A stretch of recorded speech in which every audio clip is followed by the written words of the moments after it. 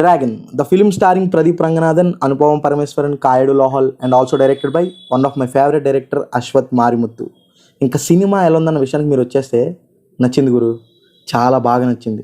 ఓ మంచి సినిమా చూసిన feeling theatre నుంచి బయటకు వచ్చేటప్పుడు కలిగింది.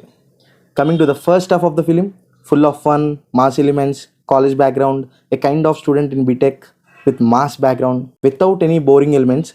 సినిమా సాఫీగా చాలా అంటే చాలా బాగా సాగిపోయింది.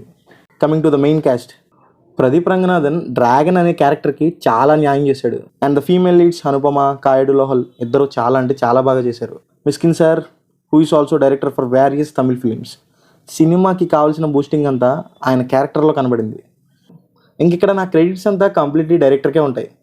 ఎందుకంటే ద వే ఫిలిం వెంట అనే దానికన్నా ఫ్రమ్ ద రైటింగ్ సైడ్ కూడా సినిమా చాలా ఫ్యాంటాస్టిక్గా అనిపించింది. ఈ సినిమా చూశాక చాలామంది వాళ్ళ లైఫ్కి రిలేట్ చేసుకుంటారు. అలా రాయడం డైరెక్టర్ గొప్పతనమేగా మరి. సినిమా చాలా కనెక్ట్ అయింది, మన రియల్ లైఫ్కి చాలా దగ్గరగా అనిపించింది.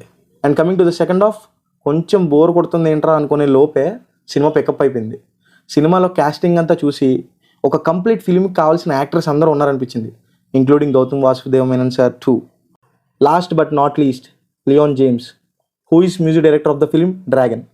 సినిమాని సాంగ్స్తో, బీజిఎమ్స్తో కంప్లీట్ వైబ్ తీసుకొచ్చారు.